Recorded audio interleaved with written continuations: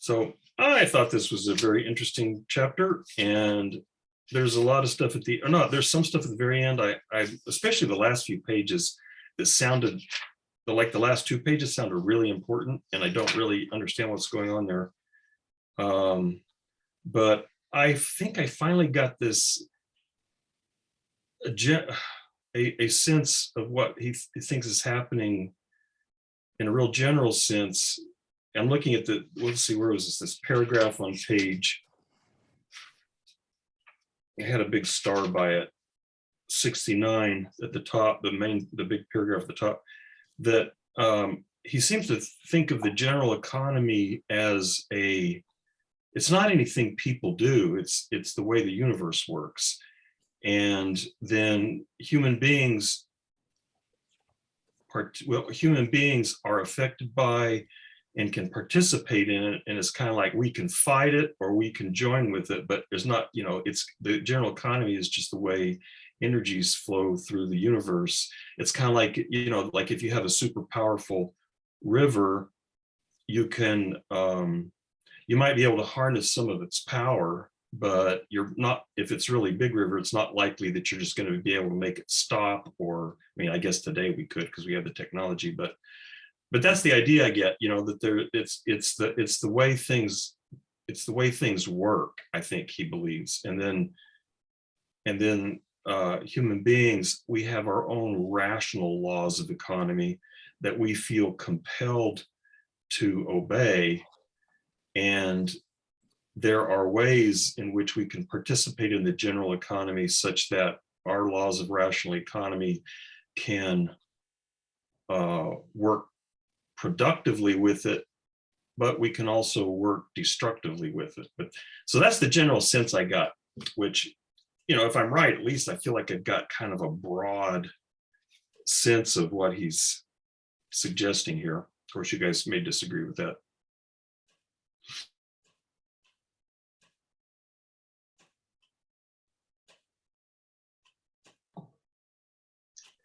Well, yeah, I agree. I mean, everything that you said sounds sound reasonable. Like a reading of I guess what's going on here that I agree with. And I was surprised. Yeah, you said you just kind of gave like your reading of it thus far, and I totally agree with that reading. I like, sometimes you'll start us off with like your question coming from just a sort of I guess reasonable basis that we kind of that we usually kind of take and go crazy with. But I feel compelled to do so this time because I went through this section and I guess I don't know, I was compelled to just kind of read it like I've been reading a lot of short, like 12-page papers, with these like arguments going on for classes that are taught by very analytic leaning professors. Yeah.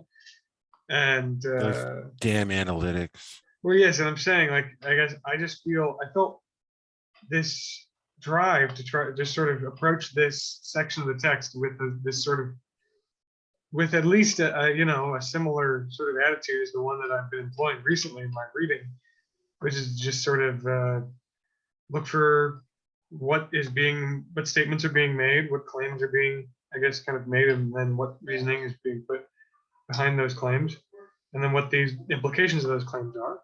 And I guess what the you get it. And there were certain parts that I was just confused about because I got the general flow, like Nevin said.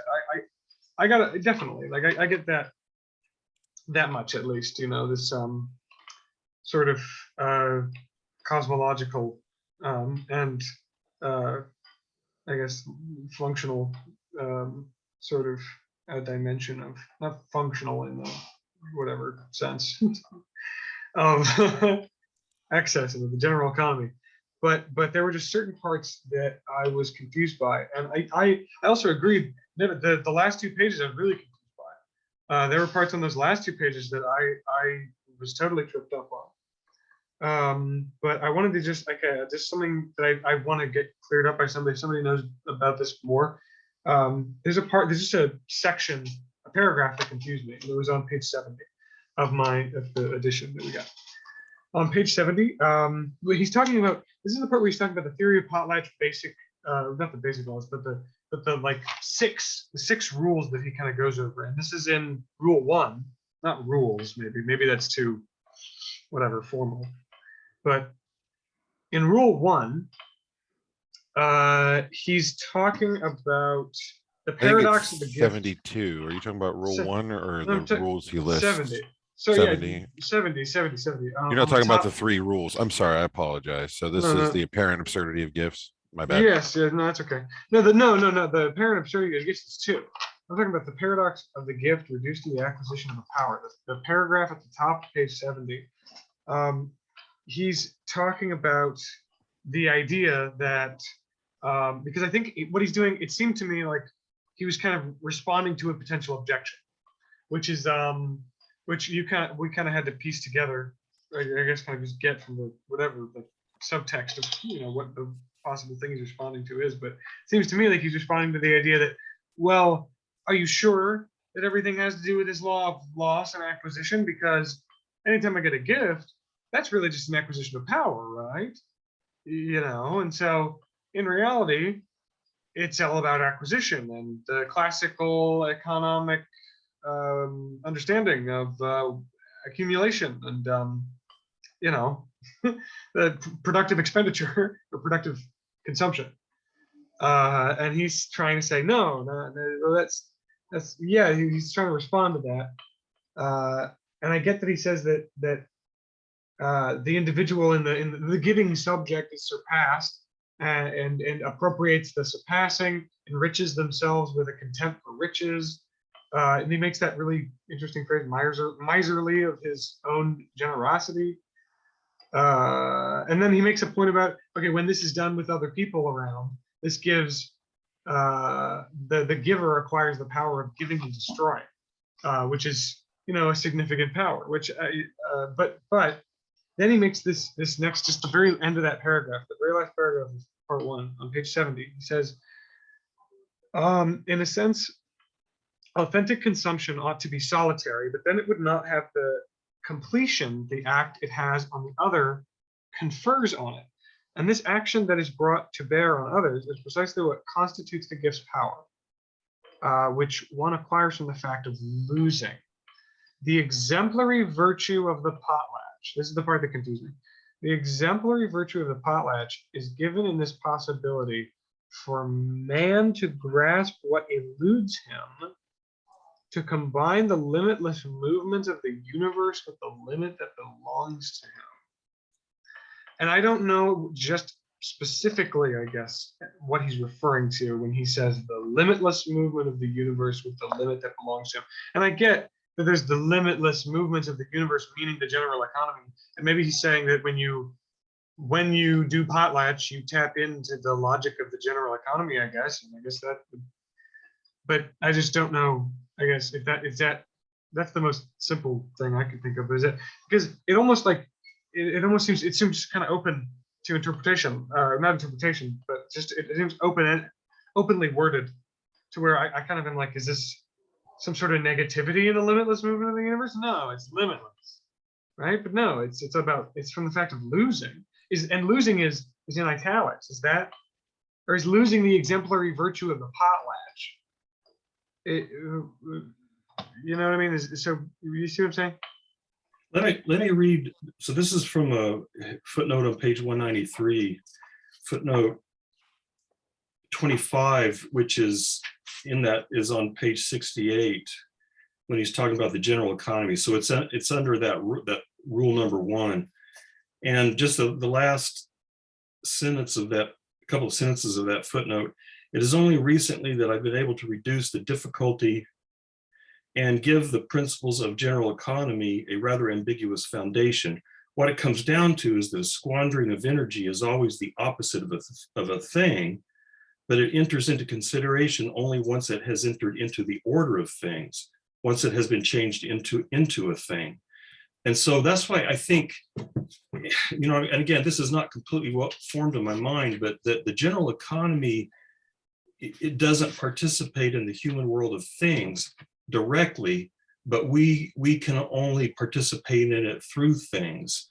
And so that's what I meant by we participate in the general economy by incorporating it in our rational economy because we have to, and our rational economy is based on utility. There's a note in here somewhere where he says that explicitly, that utility that the need for this to think of things in terms of utilizable things is part of the way reason works.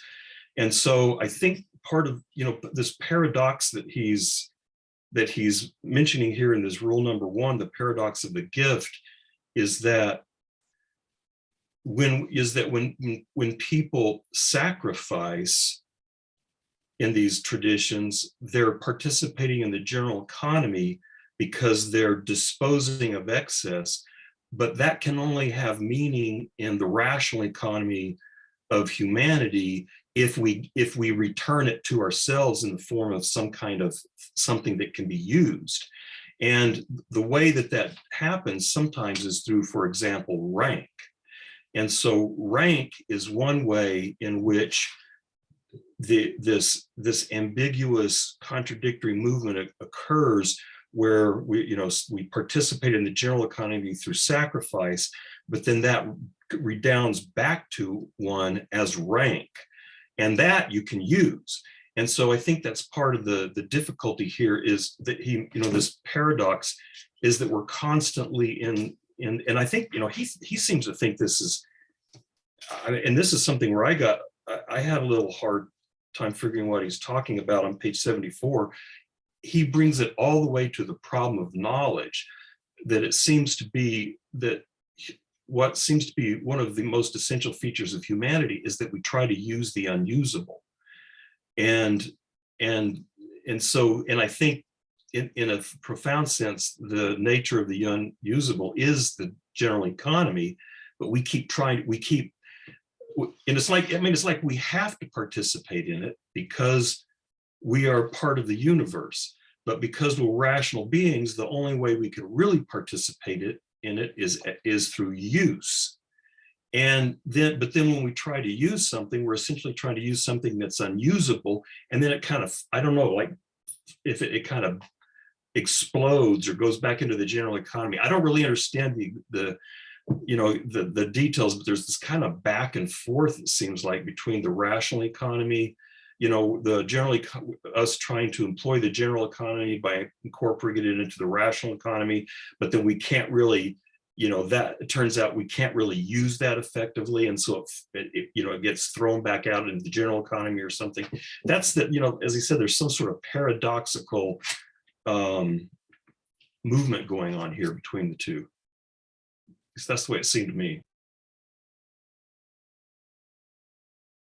I wanted to, following from that, I was kind of getting the impression that, yeah, he's trying to demonstrate the frustrations that we moderns have in trying to, make something of this general economy through the framework that we've established in our rational economy, and how it, it's like, and I'm not, I'm not pretending like I grasp what Bataille is saying here, but this is kind of my sense, is that the rational economy really prohibits us from actually grasping what it is that we're after, which is not like some encounter with a non-thing, right? Some kind of intimacy with the non-thing. And that's kind of what what these Potlatch and in these Aztec sacrifices are, well, again, with the Potlatch and the Aztec sacrifices are pre-modern societies, are not what we call like Western modern societies. And so I kind of get the impression that, one of the things that's by Bataille's diagnosing is the conflict between rational economy and general economy as it occurs during, in modernity, on the stage of modernity, and using like non-modern societies and their positive encounter with the general economy as a kind of counterpoint, right? But I don't think, I think like rank, which he identifies as a feature of these pre-modern economies, which I mean, we have today too, but I mean, I'm wondering again, if he's borrowing from Nietzsche here or thinking of Nietzsche in terms of rank. Right. But like on page 73, the full paragraph in the middle, rank is entirely the effect of this crooked will. In a sense, rank is the opposite of a thing. What founds it is sacred, and the general ordering of rank is given the name of hierarchy. And so, yeah, it is the stubborn determination to treat as disposable and usable, as a disposable and usable thing, that whose essence is sacred, that which is completely removed from the profane utilitarian sphere. And so, yeah, where the hand unscrupulously and for servile ends raises the hammer and nails its timber. And so I think that, you know, maybe it has become amplified in some sense today, or has more pernicious effects. But I think he's saying even in rank, even in the ancient institutions of rank, you see this, that, you know, because they gave away, they sacrifice, which is useless expenditure. But then that comes back to them in the form of rank, which is then useful and becomes a thing, because it's something, you know, you can use rank to do things with. And so it's like these human institutions and these human, I'm wondering, even cognitive forms, because, you know, later he on the next page, he says that this is what happens in knowledge somehow. And so I mean, I think he thinks this is sort of a profound movement that is responsible for, I mean, I don't know if he's saying this, but it reminds me of, you know, since he's read Nietzsche, maybe, you know, that Nietzsche makes these comments like internalization of the instincts was sort of a profound crisis for humanity, and it created the sneaky, what's the word I want to use? Anyway, it created the evil priests. You know, Bad conscience. It created the bad conscience. You know, so this internalization of the instincts creates the bad conscience, and it's responsible for, you know, the sneaky priests and all that. But if it hadn't have been for that, it's like the bad conscience inflates the entire internal world of self-consciousness and creativity. And so it's this, you know, this sort of catastrophe that has the effect of producing, you know, what eventually becomes responsible for art and philosophy and everything that's creative in the human consciousness. And I'm wondering if it's something similar to that this process had these devastating effects, but then on the other hand, you know, it's also responsible for like the human. So I'm looking at the top of page 74, right before luxury and extreme poverty. The ultimate problem of knowledge is the same as that of consumption. No one can both know and not be destroyed. No one can both consume wealth and increase it. I don't know what those last two sentences mean, really, frankly, but that he says this is still the ultimate problem of knowledge. That's what makes me think that this ambiguity, this contradiction between the general economy and the way human rational intellect has to do useful things produces some pretty profound effects. Yeah, I think one way to see it is that use requires some kind of an additional term in which it needs to define it or express it as useful, which itself is not really useful. So the thing that he talks about with luxury, I think, is a good example of that, or any kind of a surplus of accumulation or whatnot that you have. Oh, I've got lots of useful stuff. Well, how is it useful? Ultimately, I think he's saying that it's useful in a way that is actually counter to usefulness, in the sense that it's expenditure. It's that other movement. So, you know, I say I'm very fiscal, and I conserve everything, and I work really hard and earn a lot of money and have my piggy bank full of money and whatnot. Well, what is the use of it? If it just sits there, there's no actual use for it. The only way I could use it is ultimately by spending it, which would be something totally counter to the movement of accumulation. It'd be spending it on something. And then even there, you've got, okay, what I can get like tons of food or whatever, that kind of instrumental use of it, that's going to be some kind of a rationalization kind of thrown in there, that will organize kind of, I think, how the expenditure occurs, but ultimately that there must be an expenditure or it will just simply go to waste. That's kind of ultimately the movement that he's talking about. You know, it's kind of, you can see this, it's kind of like the passage of time and entropy to a certain degree, where these things are going to, they need to be used in a way that actually is counter to any kind of rational planning, in the sense that they're going to spoil, something is going to ruin them. And we can only, as a secondary effect, try to organize that into some kind of means of pertaining to us as a kind of limit.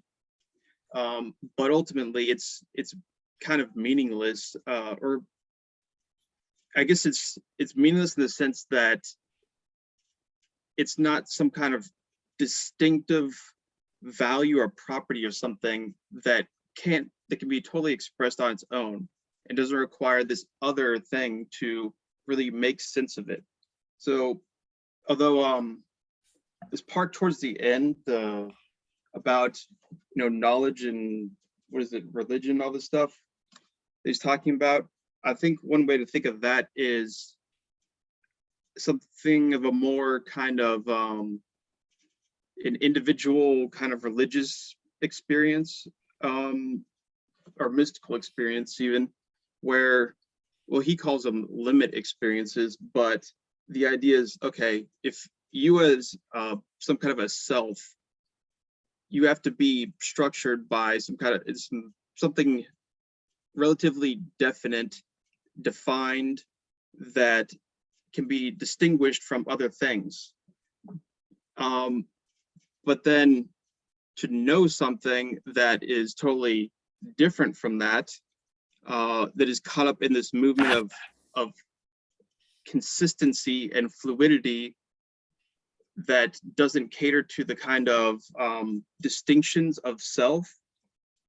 So in order to have some kind of an experience of that energy that religious mystical experience kind of taps into, you would have to change yourself in a way that you are no longer a self in this limited sense.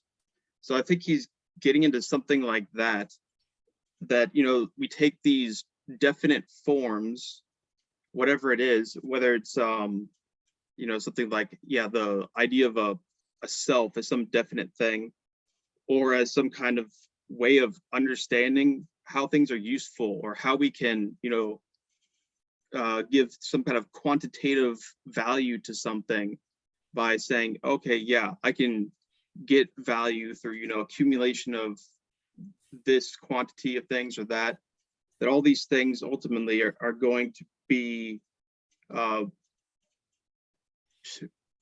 just relative values, I think, ultimately, that get swept away by this larger movement that can't be quantified in some definite sense.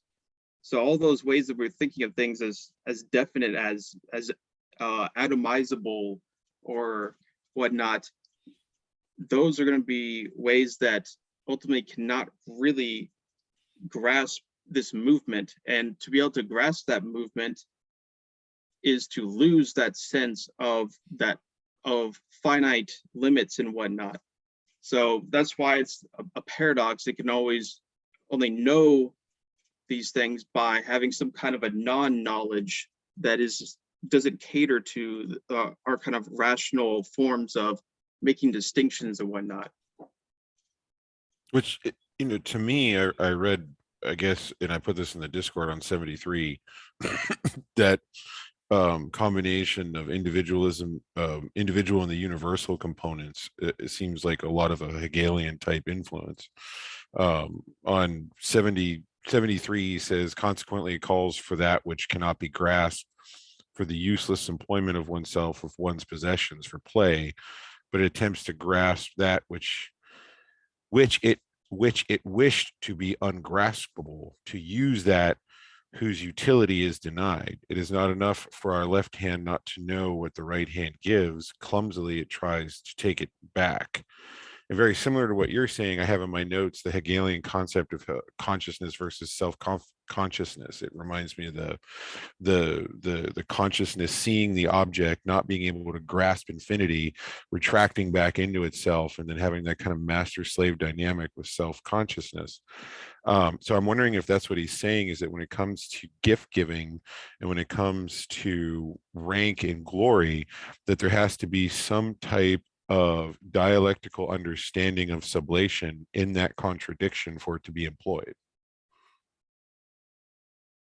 Well, I mean, I think I don't know. I guess to me, yeah. I in my notes on that page, I wrote a couple different people that it made me think of. Like I think our efforts to grasp the ungraspable in an effort to subordinate an insubordinate thing, a constitutively insubordinate thing. It seems like the picture that he's painting and is something that disappears before we grasp it. Of course, I think of Hegel, and the obstacle. As soon as we remove the obstacle to the thing itself disappears, right? But I thought that initially, but I'm trying to think more, if that's really kind of where what he would assent to, or what he would think is right, because I think that there may be some relevant distinctions in the sense that I think I see Hegel's notion of this this obstacle between myself and the thing, this impossible object, or at least the failure of the predicate, the sort of the failure of the predicate that kind of produces this distance that enables this sort of negative foundation for anything, including this sort of already crumbling sort of totality that he paints in the phenomenology.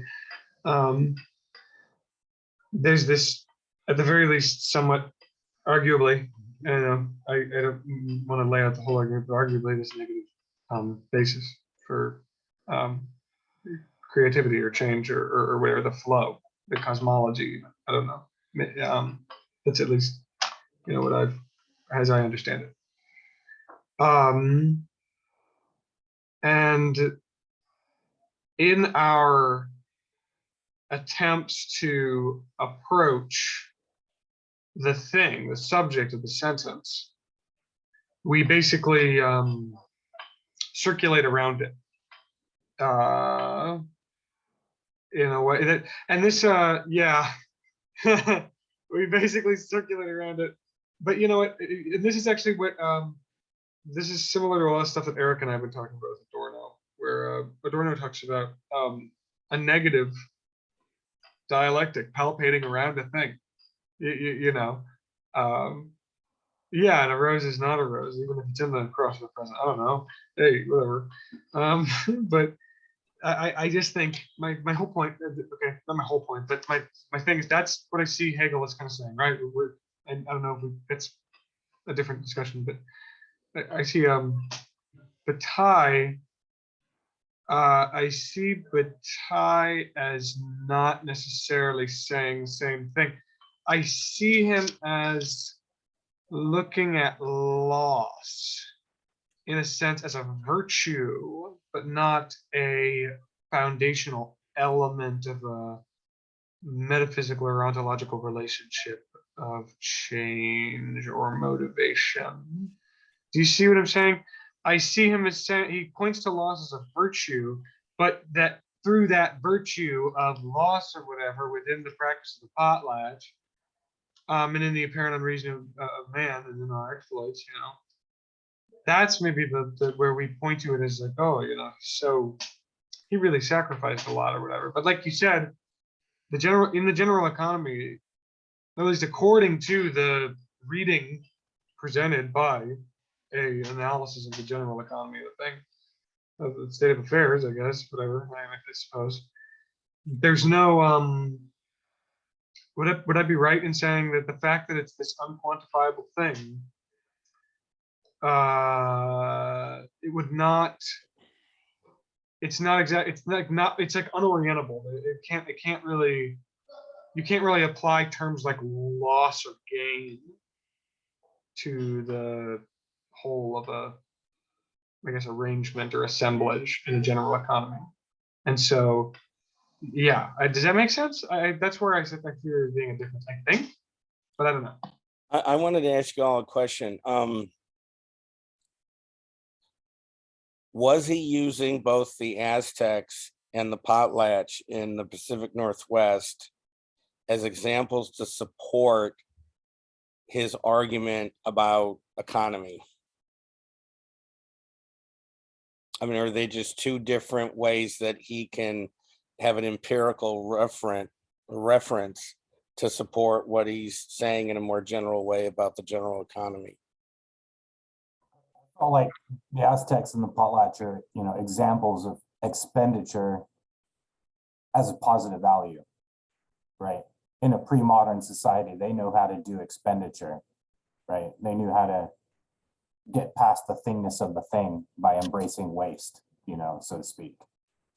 Well, that's what I wanted to thank you very much, Eric. This is what's troubling me, and I know very little about the indigenous societies in the Pacific Northwest.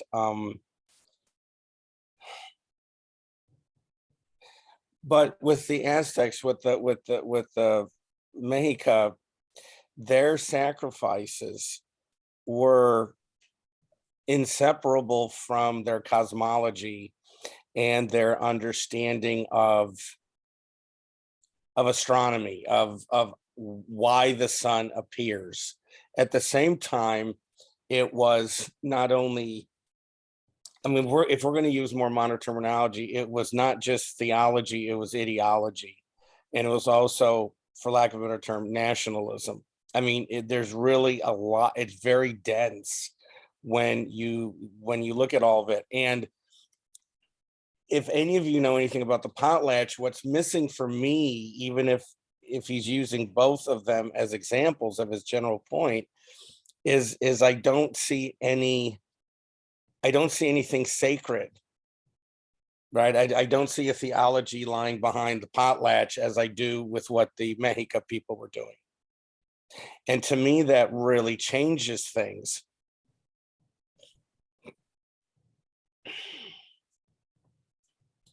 I mean, obviously, I don't think we need to sacrifice young men to keep the sun rising every day. But what I mean is, if it's that stark as Armageddon, if that's the choice, then yeah, then you're going to have a certain kind of rituals and everything. But Potlatch, I don't know. It just seems like conspicuous consumption, totally devoid of any sacred component. I mean, the way I read it was that, maybe you guys would agree with me, but that the general economy has this sort of cosmological character to it, that it is what's happening in the universe, and that different societies interact with it in different ways, and the ways they interact with it are basically, accidental features of the geography and history of the people. So for example, you get Christianity, in the Caribbean ends up getting mixed up with stuff there, and you end up with Santeria, and you get Catholicism in South America, and it gets mixed up with the indigenous cultures, and you get the Lady of Guadalupe. And so, you get these different manifestations. I mean, Santeria involves, cutting chickens up and spraying blood around. And so I got, I thought that the differences had to, that had to do with those kinds of features. I don't know, because I know nothing about the history of these peoples either, but I assume that, what he seemed to be suggesting is that they had this deep reverence for the sun as being the source of excessive energy, that the sun is just blasting out all this energy all the time.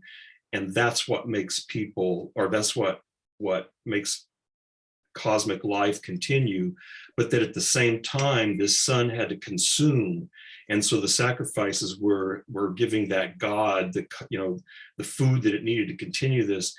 And why that particular manifestation occurred in that particular culture, I don't know. I don't know if he ever deals with that.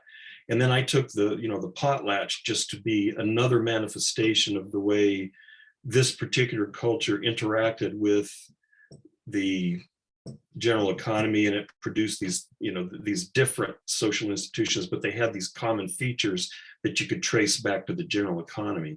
So even if religion was essential in one and not to the other, I thought that was sort of an accidental feature of it may have not been accidental to the Aztecs, but in terms of sort of an anthropological study and collecting historical anthropological evidence for his thesis, that's the way I thought about it. Okay, thank you. I was thinking that, the parallel between, all these Aztec sacrifices and these potlatches, well, one, it flies in the face of how we understand rational economy, right? Like for the Aztecs to slaughter so many slaves that could otherwise have worked the fields, right? It doesn't fit with utility, right? There's something more than utility going on for this to be a meaningful and productive, like social practice for the Aztecs.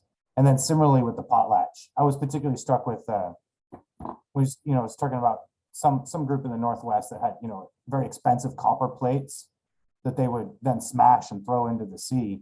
To me, it's like a Aztec lord, taking a slave and cutting him up. It's something of value, something of utility, and I'm going to waste that, waste it or destroy the utility of it for something more than its utility, so something beyond its thingness, right?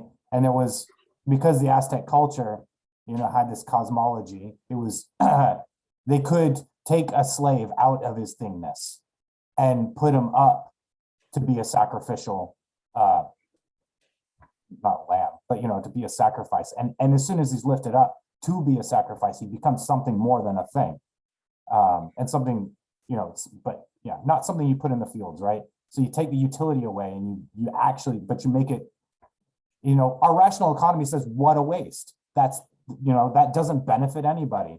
But Aztec economy, Northwestern economy says, that's not a waste. It has a social value. There's a lot going on. Well, no, but for the Mexica, it's more than a social value. Right. I mean, it's literally life on the planet. To me, it is the highest utility once you accept their theology. The sun will not rise and help you grow crops, and you won't be able to live unless we do this. I think that's a really solid point. And I think one of the ways, like, Bataille might answer that, or like my reading of Bataille might answer that, is I think that some of the details he goes into is that if we understand it strictly in terms of the cosmology, then it is utility, right? They believe this is the only way they can get the sun to come up. So they're going to do it. This is how you get the sun to come up. But some aspects of of how it was actually practiced and embodied went beyond mere need. The need to make. We got very ostentatious displays. And again, it was the wealthiest who had to sacrifice the most slaves. So again, there was an aspect of social status, like with the potlatch. The more you can waste, the more of your own slaves you can slaughter, the more people respect you, because you're the powerful person who can just dispense with their resources. Well, I think I think Ed's point actually fits right in with Bataille, because I that's what I thought. I mean, he didn't mention that in that chapter on the Aztecs, but maybe I'm harping too much on that. But in this chapter, again, on my reading, he explicitly says that that is the paradox, part of the paradox of what it means to be a human. And like in that again, I'll read that part of that footnote. It is only recently that I have been able to reduce the difficulty and give the principles of the general economy a rather ambiguous foundation. What it comes down to is that the squandering of energy is always the opposite of a thing, but it enters into consideration only once it has entered into the order of things, once it has been changed into a thing. And so I think that, there's this paradox again, that humans, and I think he ties this to, because he ties rationality to utility. And so I'm wondering if he's, again, like Nietzsche says that reason falsifies reality, but because it carves the continuum up into conceptual chunks. And I'm wondering if there's something similar going on here, that even when humanity participates in the general economy through waste, that always gets converted back into something that is useful. And then we try to get rid of it again, and then it bounces back as something useful. And so that the way that humanity engages with our environment is through utility. And so we're always, because, again, in here he used this word ambiguous and paradox. And I think this is the paradox of human participation in the general economy, is that it always, and again, in my reading last week, he traces out this sequence of events where initially it was almost pure waste, but then it got turned into this military thing, and then it got turned into this social thing, and then it got turned into slaves, which are useful, but then we have to sacrifice the slaves to prove that they're not useful, but then they come back and they're useful again. And I think that there's just this constant back and forth, and I so probably, I wonder if Bataille would say to Ed, exactly. That's what happens. He does make a point early on when he says nothing is pure expenditure, right? Like it's, these two categories that he's kind of separating. He does make the point, like nothing really falls purely on one side or the other. I forget where exactly he put that, if anybody else remembers, or maybe I'm just. Well, I also think, on that, he mentions in the Aztecs a fair amount of times where he does see them as operating under utility instead of under like expenditure in the way he wants, an excess. Like even if it's in a kind of, even if they won't say it like explicitly that that's what they're doing, they're kind of doing that, which mentions like kings refusing to sacrifice themselves. He also like brings up how even though some slaves are like really into this, sacrificing thing, he mentioned like a lot of them really aren't, understandably, they're being sacrificed for someone else. And he kind of mentioning like I think part of it though is, I think for the potluck, for him, the potluck is like the most original human society way of doing economic functions. He sees that as being not necessarily, like you said, it's not pure, like not entirely pure, because he says it's never true in reality, but it's kind of the closest one. And so I think for him, it's less that the Aztecs and the potluck are the same excess, but they are exactly the same, but like the potluck is like the Aztec things will only make sense if you properly understand where it originated from, which is the potluck. And then the expenditure in the Aztecs is obviously not as pure a form of general economy, but it is, like you said, like you could only make sense of the Aztecs if you first understand the potlatch or the potluck. And I think that's what he's trying to say. And listen to this paragraph. This is the very bottom of page 73. So he's just talked about in that paragraph right before is where he said rank is entirely the effect of this crooked will, where they give away, which is like the movement of the general economy, but then that giving away comes back as a utilitarian rank that they can use for social purposes. And in the middle of that paragraph on page 73, again, I read this before, it is the stubborn determination to treat as disposable and usable, as a disposable and usable thing, that whose essence is sacred, that which completely removes from the profane utilitarian sphere. And then at the bottom of the page, this compromise given in our nature heralds those linked series of deceptions, exploitations, and manias that give temporal order to the apparent unreason of history. Man is necessarily in a mirage. His very reflection mystifies him. So intent is he on grasping the ungraspable, on using transports of lost hatred as tools. Rank, where loss is changed into acquisition, again, their rank, the loss, you give away to increase your rank, but now you've acquired rank.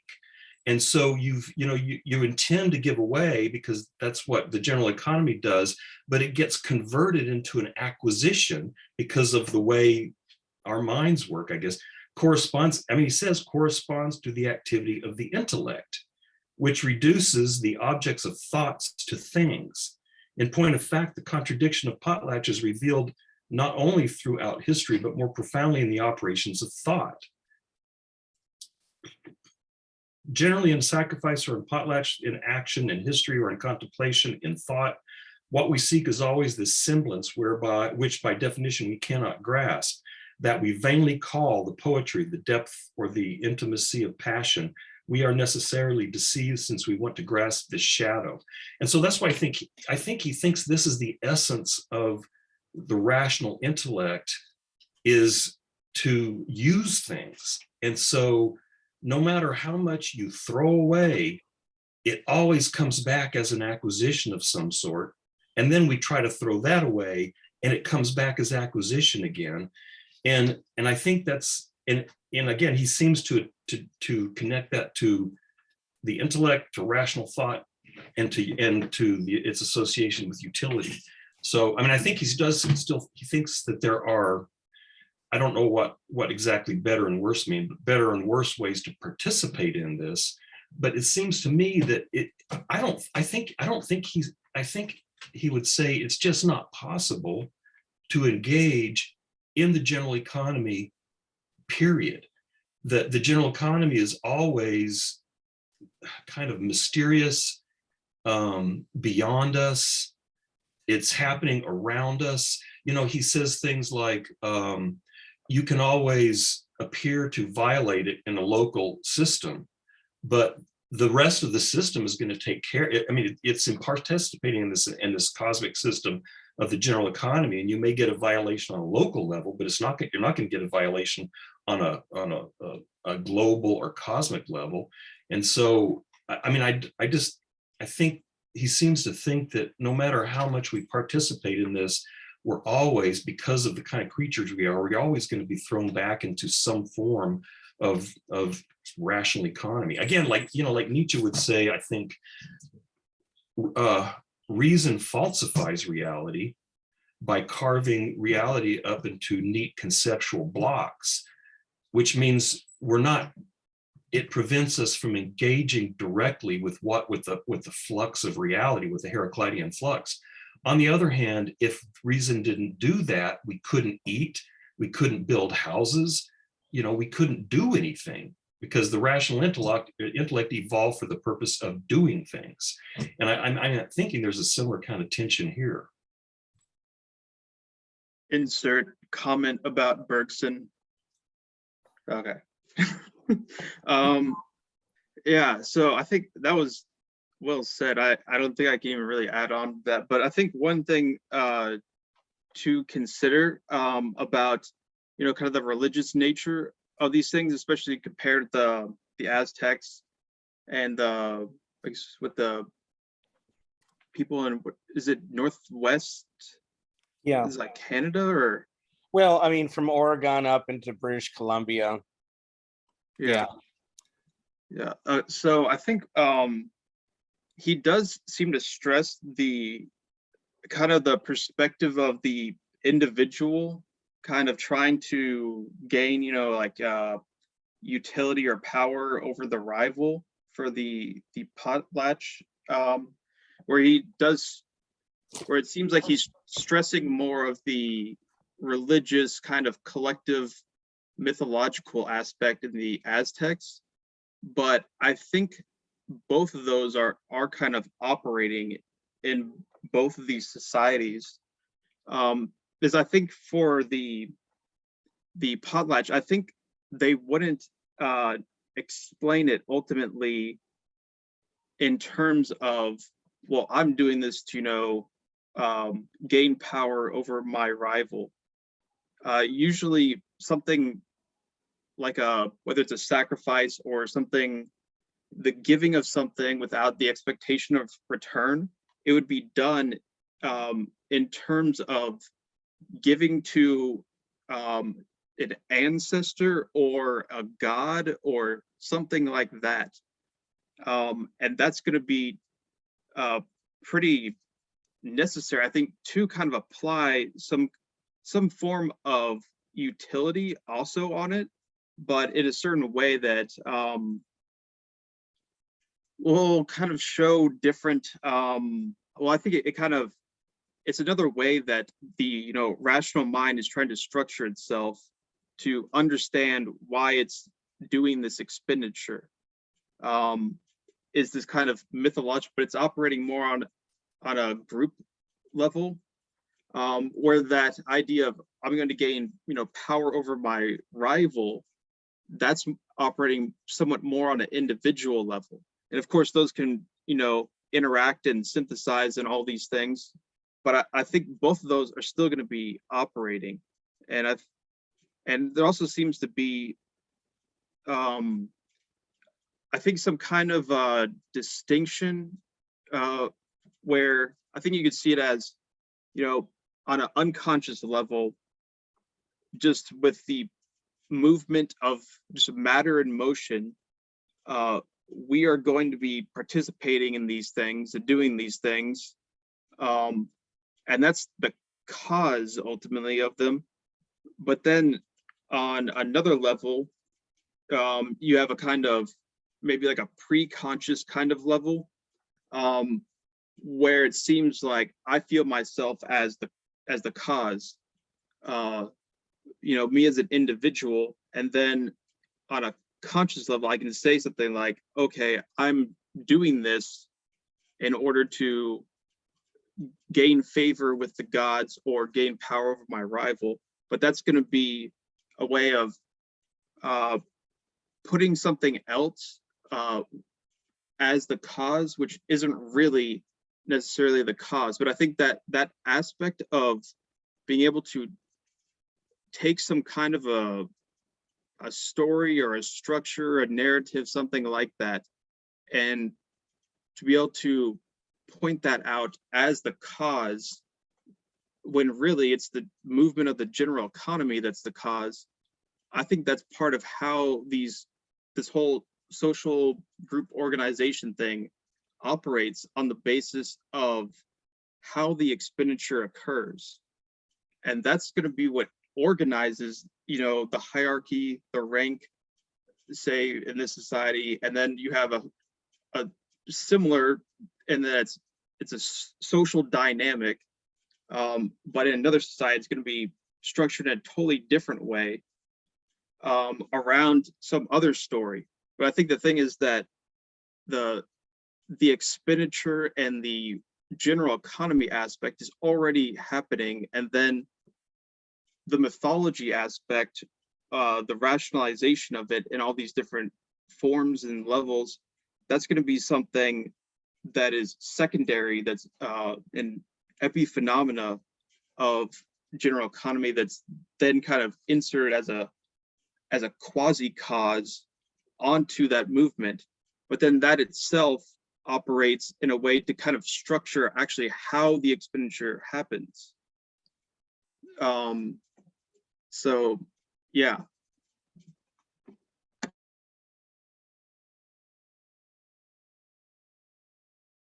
So I'll just read that comment I typed, because it seemed to, is this what part of what you mean So I was thinking, we're going to participate in the general economy no matter what, which means we are going to waste resources. And if we're doing it unconsciously, we will just do it. Who knows how? But once we are aware of this, then maybe we can actually express some agency and kind of how we move those resources. Is that is that similar or consistent with what you were saying? Well, so I think it's more, okay. So yeah, unconsciously we're doing it, but I think consciously it's not so much that we gain some kind of, in a proportional level to our consciousness, that we then have agency over it. I think it's more so that is what enables us to, it gives us that rationalization over what's occurring to try to fit it into our knowledge of what is going on. But that itself isn't necessarily gives us power over the general economy. We still can't stop it or anything, but I think we can have kind of relative movements of what is going on in it. So I think, okay, you could see it as something, if you're in some kind of a river, with a very heavy flow, and you're not going the other way, it's going one way, but there's a bunch of stuff in the river. You can kind of move around stuff in the river, but ultimately it's still going out to the ocean or whatever. Don't know a whole lot about geography, whatnot. If that's even the right thing. Geology, I don't even know. That's rocks. But yeah, so I think there is some kind of relative agency, maybe, but it's still operating on a kind of quasi level of rationalizing these things. It changes, like differential relations between things, but it's not really changing the basic movement. Does that make sense? It reminds me of the problem in Nietzsche scholarship with to what degree is he a determinist, and to what degree, or is he a soft determinist or a hard determinist? And I mean, I don't know, I haven't met anyone who thinks he's a libertarian in the terms of free will libertarian, in spite of the fact that he says, create yourselves. But there's so many places where he suggests that, these forces are playing out in the universe. And so, I mean, it reminds me of that kind of problem. Nietzsche says both things. He says, he gives this indication that, at least on the way I would put it, is the will to power is kind of doing these things in the cosmos, and we are manifestations of that. On the other hand, he also says things like create, in gay science, create yourself. But then he also says, become who you are, and so that's what that reminds me of, that same kind of ambiguity. To what degree do you have real agency in the general economy, and to what degree is it just after the fact rationalization, and do we have some degree of agency? I mean, I get, it sounds like a real similar problem. Yeah. Yeah, I was thinking this is also similar to what's going on in Spinoza. And I think this is why,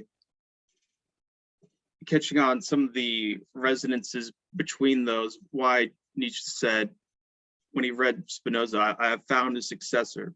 And not a precursor, successor after, so Spinoza says something really pretty similar in that, okay, the baby believes that it freely desires milk, nourishment. A tiger believes that it freely desires whatever meat. You can go through and all these things that we believe that we desire and freely on our own will, those things are really part of our nature, and we give that explanation as something that's kind of inserted in there. But really there's another way that you can gain a kind of understanding of the actual causes of things instead of just the effects, which he thinks most of what we consider as knowledge is really just kind of these effects that we have no idea about the actual correlation of these things. But I think something like that is also going on in that, especially for Nietzsche, but this is also where Bataille is getting a lot of the same ideas from. So I think one consideration would be the idea of, okay, well, in terms of agency and free will and all that, well, who is the actual agent? Who is the self that is choosing these things? You know, this is the type of thing that is never usually examined in analytic philosophy, where that's just taken as a given because it's all common sense, you know, is okay, we give this idea of we have this some common sense self person that chooses things, and then we decide from that. But I think what Nietzsche saw, why he was so critical of these things and philosophy on a fundamental level, was because he challenged those things, like the ordinary sense of cause and effect, the ordinary sense of a self that is a free agent that wills things, which is, you know, in a way we consciously experience that, but then that itself is not exactly the ultimate sign that, yeah, therefore that's ultimately what's going on. There's something else animating all these things. And I think that's also what Saul is based, that's the will to power. But if you try to understand it and throw ourselves in there as in terms of, you know, a rational free agent, then we can't really understand what actually that agency is, what that real freedom is, which is something that is not coming from this rational agency that I'm inserting in there.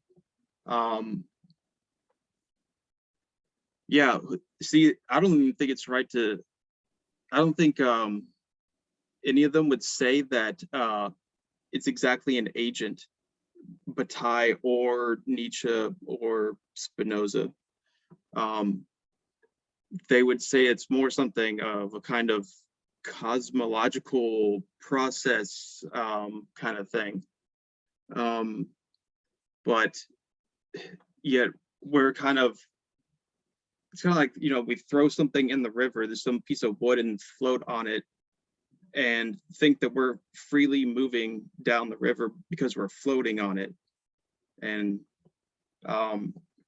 yeah, it seems like Bataille is kind of operating within the same ideas about the self is ultimately a kind of illusion, but an illusion that still has some kind of an effect, but it's in a partial way.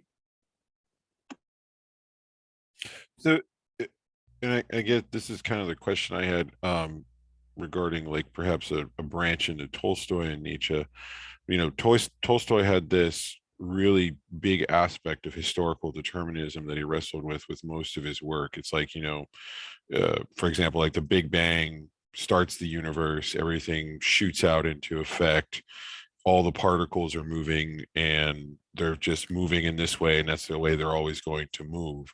So when you're an agent in kind of like a sense of the world, where are we really free, and where does historical determinism begin and end? So it's like, you know, if you feel you are free, turn to page 72. If you don't feel that you are free, turn to page 72.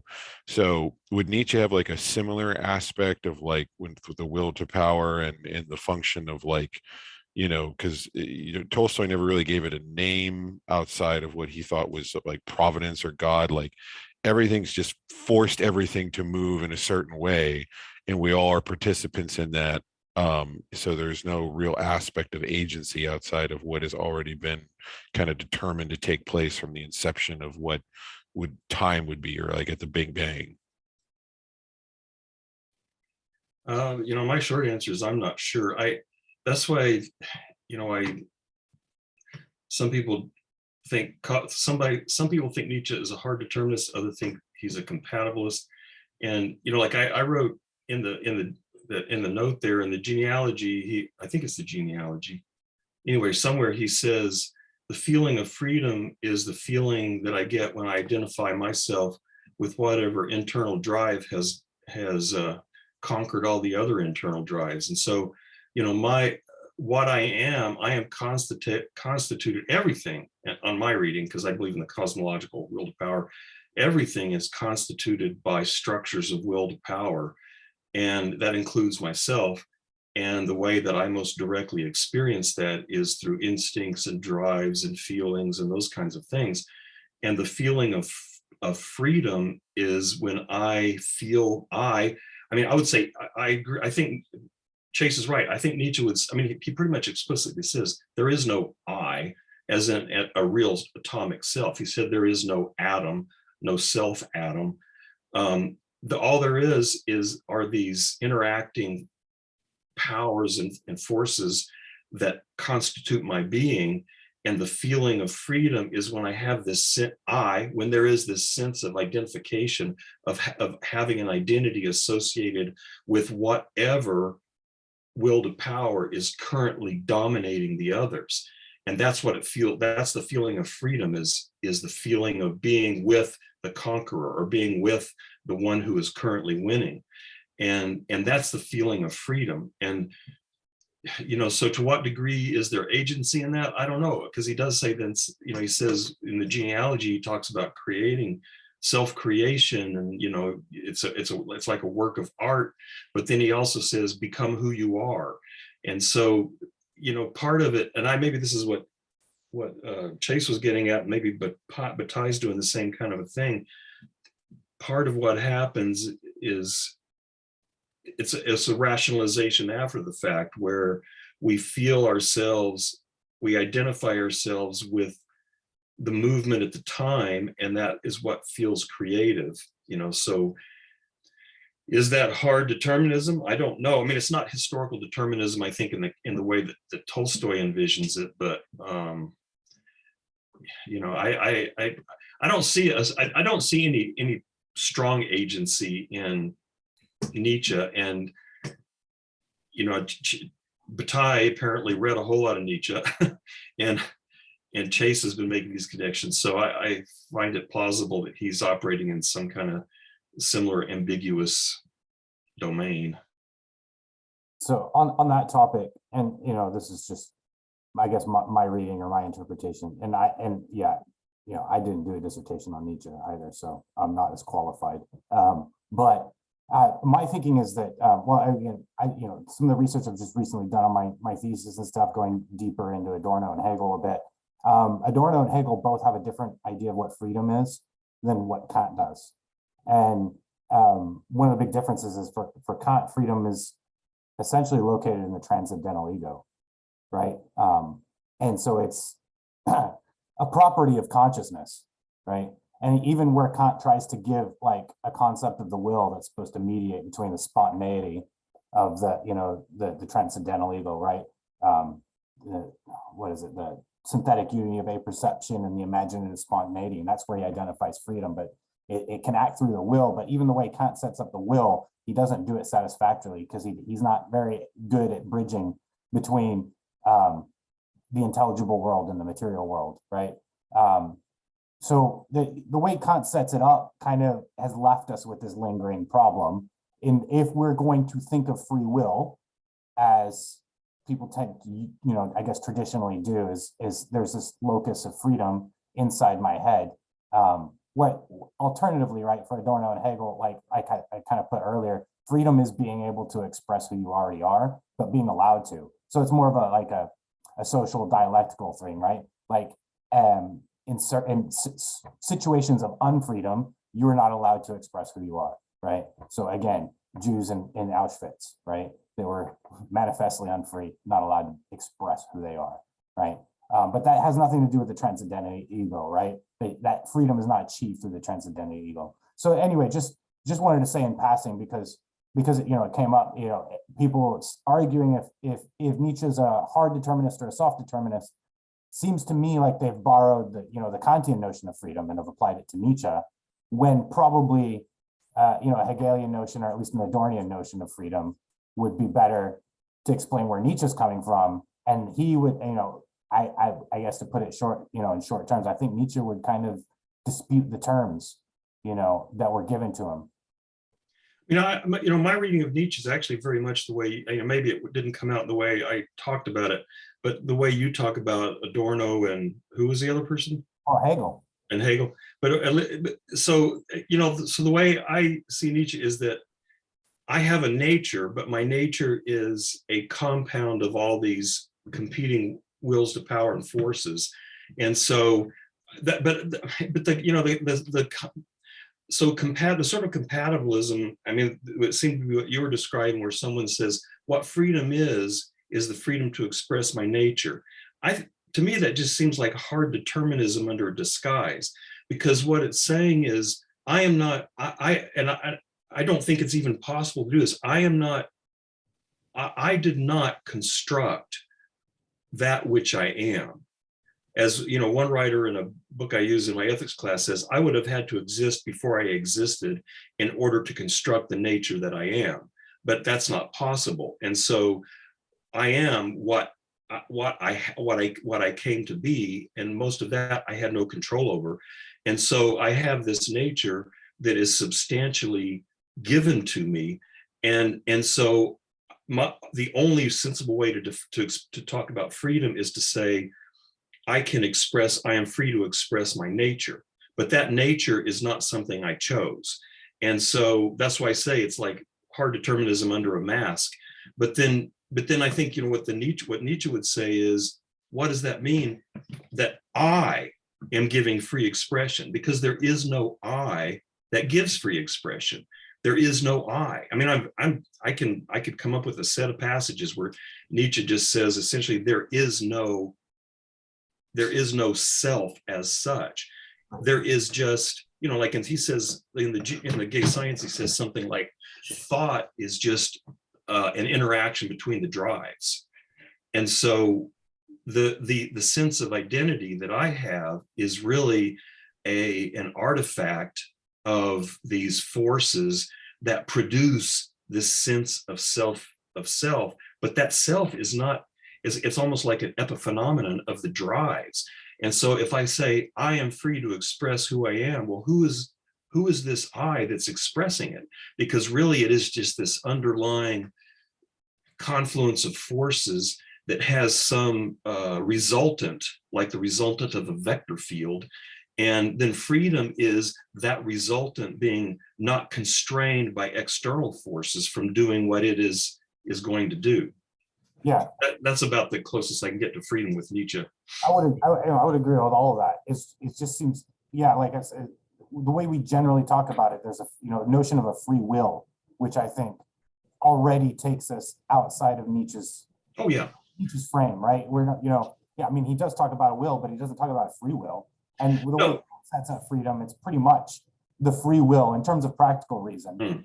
It's it's a free will, which is conscious, which originates in subjectivity. And then the way Kant sets up a system, it doesn't actually leave subjectivity as much as it wants it to. It really can't, and I think this is kind of as it developed, Hegel saw a problem with this and Nietzsche saw a problem with this, right?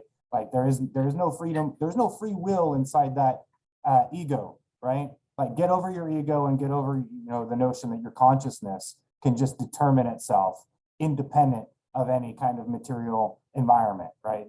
It's a chimerical notion of freedom that people are working with when they do this, this libertarian stance in the question of, free will versus determinism, right? But yeah, I get, what I want to say is like Nietzsche and Adorno and Hegel, just they have problems with the way that question is even set up to begin with. Yeah, I would think what Nietzsche would say is what they call will is really just the resultant of those internal forces. There isn't any unitary will. So I have a passage from The Will to Power that I would like to read that kind of supports what you're saying. If we give up the effective subject, we also give up the object upon which effects are produced. Duration, identity with itself, being are inherent neither in that which is called subject nor in that which is called object. They are complexes of events, apparently durable in comparison with other complexes through the difference in tempo of the event, rest, motion, firm, loose, opposites that do not exist in themselves and that actually express only variations in degree that from a certain perspective appear to be opposites. There are no opposites. Only from those of logic do we derive the concept of opposites and falsely transfer it to things. If we give up the concept subject and object, then also the concept substance, and as a consequence, also the various modifications of it, matter, spirit, and other hypothetical entities. Yep. This is a pretty good book, by the way. I was forbidden to use that book in my dissertation. I remember you telling me that, and I remember, so I just kind of randomly opened it the other day and couldn't stop reading it for several hours. I should have been reading other things, but Damn, Nietzsche. yeah. That's the best reading, is when you're cheating on the reading that you should. Oh yeah, definitely. Having a book. The productivity of doing something unproductive. Yeah. The gift giving of yourself. But that's why I made that comment earlier about, I wonder, maybe not exactly, but maybe in some, there seem to be similarities between that conception of will to power as this, of these forces doing their thing and the general economy doing its thing. There seems to be parallels there. Yeah, I mean, I definitely think so. I was kind of, maybe I should just read the Bataille over. So when he first started talking about power and whatnot, I was wondering where exactly he would go with that, but he seemed to somewhat have a kind of more or less kind of vulgar or common sense way of using that, in the sense that I'm talking about like power over something or whatnot. So I wonder exactly how that fits in. We've kind of been talking about it, but still, he sometimes will talk about more explicitly about that kind of Nietzschean language, but then usually he does something ultimately different with the terms. So I guess that's the ambiguity he is trying to get us to understand through its own ambiguous usage. Would it be kind of like the phenomenological method that Nietzsche employs, like from a general standpoint, like looking at it from an individual and also a general, so that like, because it's almost like he's making some type of metaphysical basis for as a phenomenologist, but then wants to look at it from a general economy and structure. Wait, so with the phenomenological perspective, would that be the individual perspective? Well, that's what I'm trying to like kind of flesh out a little bit. Or the idea is that is he proposing kind of like a similar phenomenological method or approach to the general economy rather than just a strict like phenomenologist approach? Like is he trying to take the general economy and our individual participation almost in a Hegelian sense and create some type of structure or method for practicing it in the economy with gift giving and the concept of glory with sustainability? Because it's really hard for me when I read him to get a sense of either his like kind of metaphysical basis. So I feel like I'm inferring quite a bit of that. Yeah, so I know he's definitely doesn't see himself as using a phenomenological method. That's only ultimately going to be coming from consciousness, or is relevant to consciousness and the individual perspective in some sense, that I think he's trying to get out of that. But then there's also another sense where he's saying the fact that we can't ultimately escape that is also part of, this ambiguity behind the process of trying to describe this, where it, it's, you can see it also in the way that, language has a way of structuring things that supports certain things, subject, object, verb distinctions, things like that. So to try to talk in a way that's counter to that, or to make your point with language in a way that's counter to that, is often difficult to do. And I think there's something like that going on too, in terms of, individual concerns or perspectives or interest or desires or utility and things like that. But I think he sees the phenomenological perspective as ultimately flawed, in the sense that it thinks that consciousness can basically, or completely descriptive, especially in the kind of a Husserl kind of way of thinking of it, where these things are imminent to a pure consciousness that grasp these essences and appearance. He's definitely gonna say, no, that's not what's going on. Did that help? I mean, it makes me think it has a transcendental method in a really, really general sense, not in the specifically Kantian sense, but in the sense that, that even Nietzsche, I think, practices it, that you take what you've got, what you have access to through your senses, and you try to infer something like what's the best explanation that could give rise to what we experience. And in my reading, Nietzsche would say, well, that's this cosmological world of power. And I'm thinking maybe what Bataille is saying, it's this general economy, that the general economy is the best model for what's kind of driving the universe. And then we see it manifest in human consciousness and interactions in these sorts of ways. But you can use the notion of a general economy to help explain what's happening here, and to help explain some of these things that you've seen in history and literature and so on. But like you said, so like even Nietzsche doesn't start like Husserl does with saying, okay, I've got my consciousness here. That's the one thing I know best about, the best thing I know absolutely best is my subjective states of awareness. And now I'm going to start with that, and I'm going to build a model of reality from the inside out. Nietzsche seems to think that consciousness is kind of an artifact, and almost in a way, of these play of forces in the universe. And so he doesn't privilege that initial subjective awareness. I mean, I think he does, in the sense that he says what we can know most directly of whatever's going on out there is through subjective consciousness.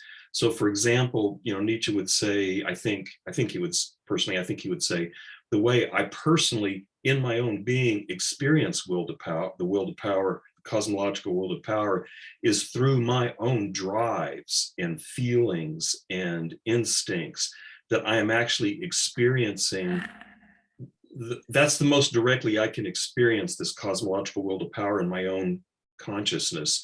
But he doesn't do like Chase was saying, like Husserl, where he says, well, I have consciousness, I have this conscious awareness, and I can analyze the structure of consciousness. And then based on this analyzation, structure of consciousness, I can find these pure essences of things and so on. Maybe that's what I'm thinking, like more the phenomenological method, like you mentioned, where it's like the tiger in space is aware of his drives and his sex and his excess energy, but it's different from the standard, like, for itself, in itself approach to phenomenology that we've been experiencing. Yeah, I don't think people would call that phenomenology. Because to say that I can directly experience features of the underlying structure of things, I can feel those sort of precognitively in some way, is not the same as the phenomenon, at least like Husserl the founder of phenomenology, says, I can analyze the structure of my conscious awareness and figure out what reality is from there. Or even, I mean, I think with Heidegger, it gets fuzzier, because he seems to think, we can examine the structure of being in the world, but it's still, I don't know. What I want to say is, initially anyway, Dasein, it is initially the experience of human being in the world. And so Dasein then takes over, instead of consciousness, it's Dasein, being in the world. But then, later in his life, Heidegger claimed he was not a humanist, because he started trying to explain what was going on without appealing. I think, if I understand why he's saying he's not a humanist, without having to appeal to specifically a human mode of experience. But at least initially, phenomenology wants to start by saying, that the only reality I have access to is the reality of my consciousness. And so everything I can know about reality, I've got to analyze in terms of the structure of consciousness. That's kind of I don't know, am I right, guys? That's kind of the founding. Yeah, I think that's a good description of kind of Husserl. And then you can see Husserl, he was basically a Cartesian, and he admitted that. But yeah, so someone, Nietzsche, for example, I think he would want to say that, yeah, how we can know things through experience in a way would be not necessarily through a kind of cognitive, subjective, mentalistic kind of way of thinking about things.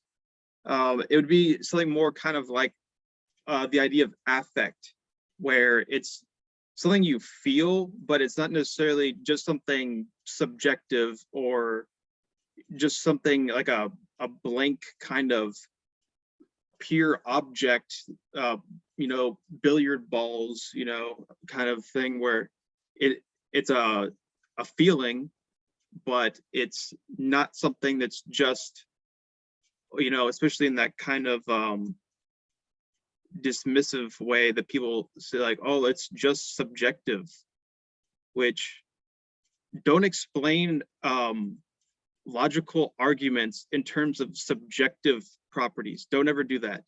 Just so you know, just stop right now. Don't ever do it. But yeah, so I think Nietzsche is operating in that kind of sense, and I think that's also why Bataille, to a certain degree, would also think that our consciousness, especially in the terms of a kind of phenomenology that would perceive things in a really kind of cognitivist perspective, that is something that's going to be secondary and is going to give you these kind of too subjective, in the sense of coming from an individual perspective, which is really something that is kind of a rationalization kind of built into these things, but they're not necessarily part of the causal fabric of them. I was going to say something else. For example, I've already mentioned this, but Nietzsche says things like that reason falsifies reality, because whatever the real is, it's this Heraclitean continuity, this Heraclitean flux, and reason falsifies it in the sense of carving it up into discrete chunks.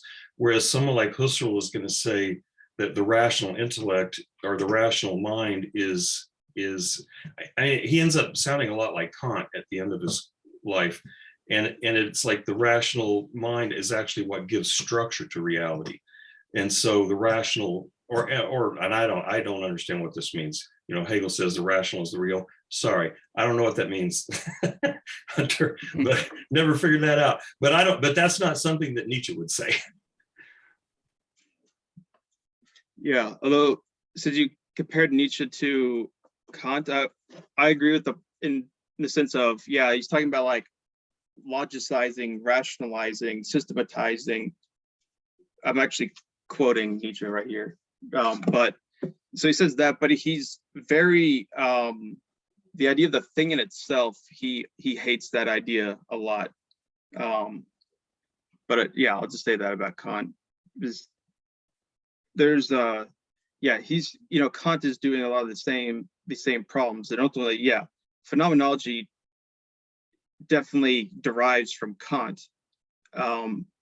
So yeah, that's why I think there's debate about phenomenology, and that can it ever really get out of that kind of conscious subjective, you know, perspective, and also can transcendental philosophy ever ultimately get out of that, or is it always going to be some kind of a transcendental subject Kantian kind of thing in the background?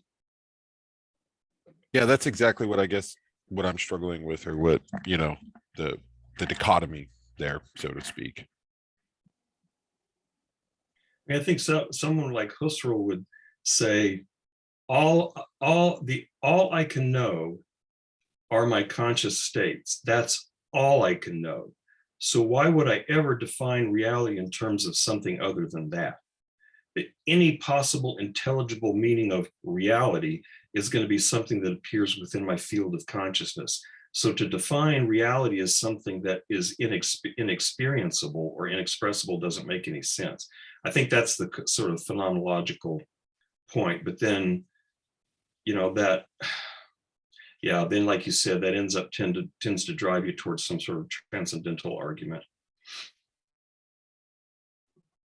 Yeah, it does get more complex with Heidegger and Merleau-Ponty, especially later Merleau-Ponty, where he was trying to do phenomenology outside of, you know, the subject-object kind of thing.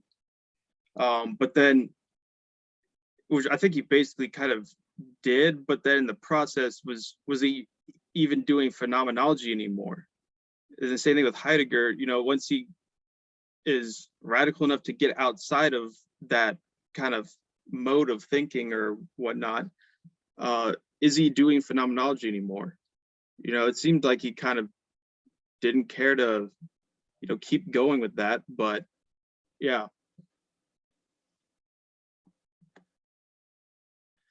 There's also a lot of Heidegger I've noticed somewhat in Bataille. Even so, and I realized the timing, Heidegger is still alive, still thinking things. And I think Heidegger actually read Bataille. So I think basically, instead of seeing like, oh, you know, like we see Nietzsche in Bataille, you know, obviously Bataille is getting these things from Nietzsche, but I think Heidegger was also oh, he did meet him. That's got to be a weird meeting. I can't imagine that. Oh god. Yeah, I need to look more into that.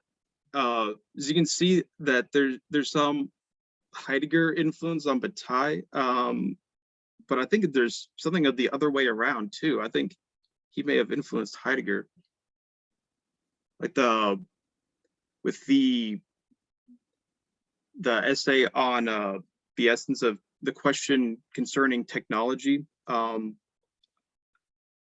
got a resonance of that with what we are reading today, or assuming you read it today. Yeah. I have so many like little technique notes across my little bars here, like very similar to, so yeah, like technique here, technique there. So especially in regards to like industrialization, using technologies as just a means for more production that is like not really taking a use of the excess energy, it's just cycling it back into the system, so to speak, and how self-destructive that can be. So I do wonder if it's a really good point if he influenced that.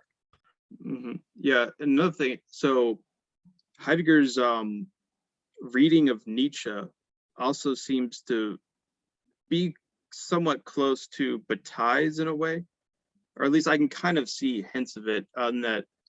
You know, well, it's kind of ridiculous, really. Well, I think so, but his idea is that, you know, okay, the ultimate like end of metaphysics and whatnot is in this idea of the will to power as kind of the subject kind of imposing its own ideas on reality to control it as like an absolute use value. But then I think that makes a little more sense in terms of what he talks about with technology. But I get a sense that Bataille is also thinking of things that there's that component of, you know, human rationalization that is exactly that. It's this idea of let's have resources, let's have accumulation and use. And that's what Heidegger talks about is, you know, we have to have standing reserves of energy is ultimately what we see things as. We see them as simply energy sources to be accumulated and then used. And that's basically it. So would be interesting to see, maybe I'll look something up. What's going on there? Heidegger, Bataille, I don't know. As far as I know, before World War II, like Bataille was super hostile to Heidegger. Like, but I think after World War II, they kind of, well, I don't know if they reconciled, but they much less hostile and more positive, you know, which makes sense. Because Bataille's writing all of his anti-fascist stuff at the time for World War II. Sorry, I just want to know how that makes sense, because Heidegger never recanted his affiliation with the Nazi Party. Well, I guess Bataille just didn't care that much anymore. Maybe Okay. I don't know. They met. You know, they seemed happy enough. You know, Heidegger wrote and said, you know, Bataille's a really smart guy, and you know, but I don't know if like Bataille was. I don't think Bataille was ever like, you know, Heidegger is such a great dude. I love him so much. You know, he's not Nazi at all, but he was kind of like, you know, he was kind of. I guess, you know, everyone kind of most of the French intellectuals are kind of like, we'll just pretend Heidegger didn't do that. Kind of, you know, we know he did, but we'll ignore it a little bit.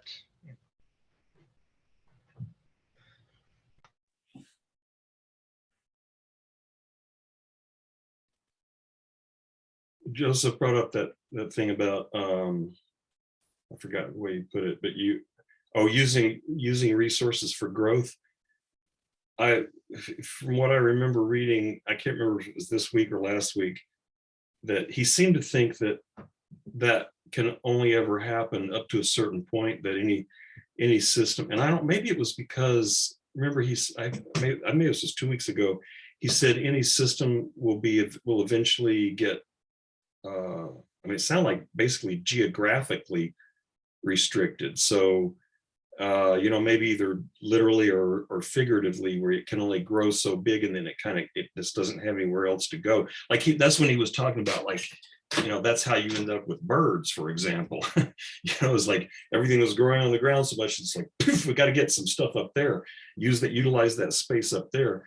But he did seem to think that systems will always, that they do naturally turn their excess into growth, but that at some point, I think he was saying that every system will hit a growth limit and yet will continue to produce, and that's where you get this excess.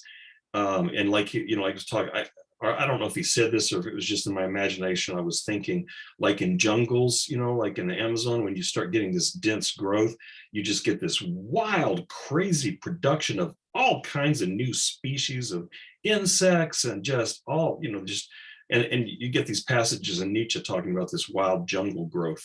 And so it seems like at some point he thinks that growth, that no system can, it will always at some point get stuck, beyond which its continued production has got to, it needs to be, you know, done away with somehow.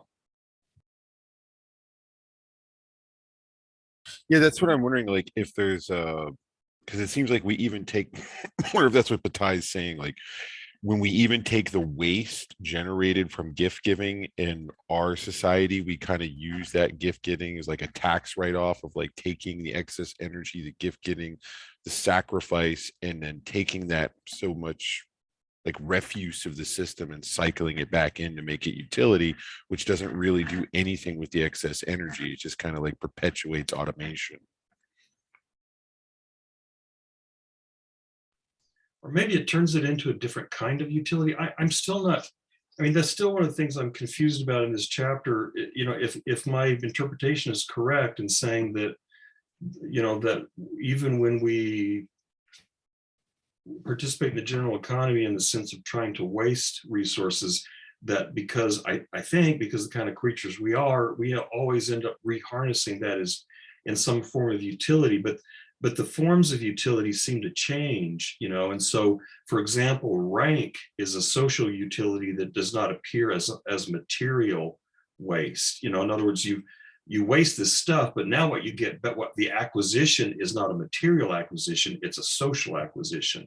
And I'm wondering if he's even connecting that with the intellect, that maybe at some point, you know, you get this waste that becomes, I don't know, becomes the intellect or something, but it seems like the acquisition, whatever we get back, in some ways becomes more and more abstract and less physical and material.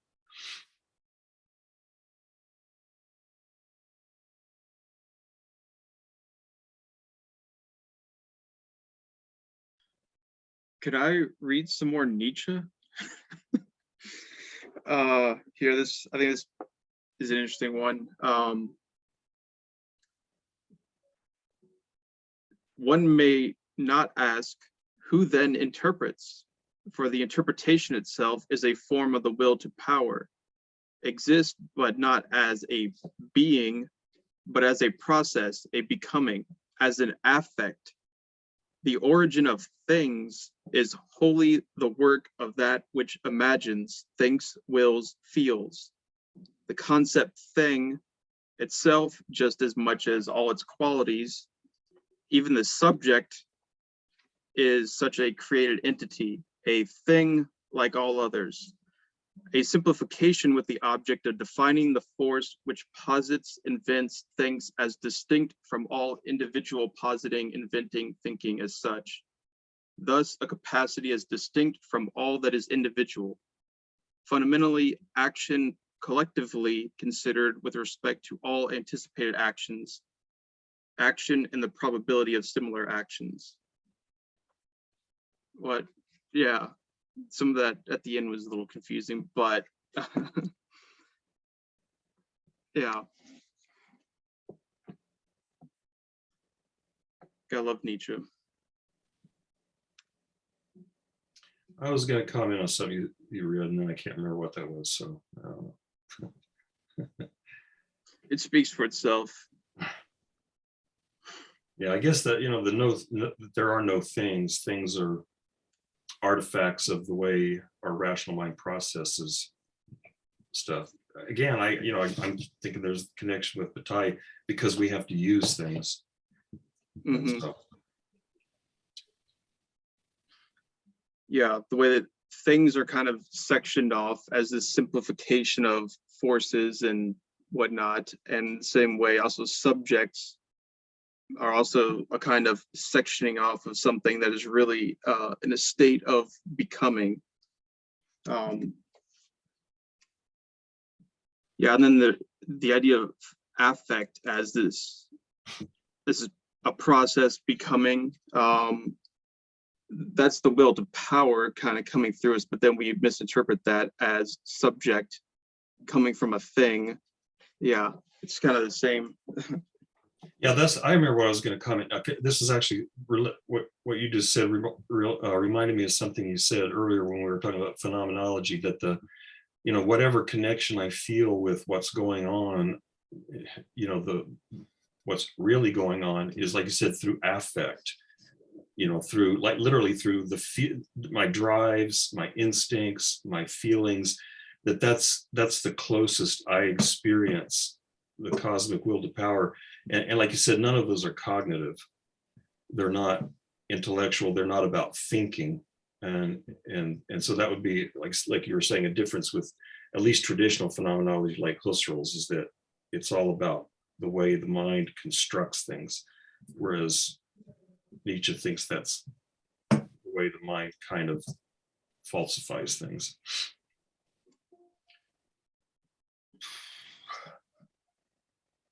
On a completely like just humorous note, in the gift giving aspect of this section, did anybody think of the Office episode where Michael got the iPod and all of a sudden it like had to escalate the gift giving in the white elephant exchange? Because I did, and it made me laugh.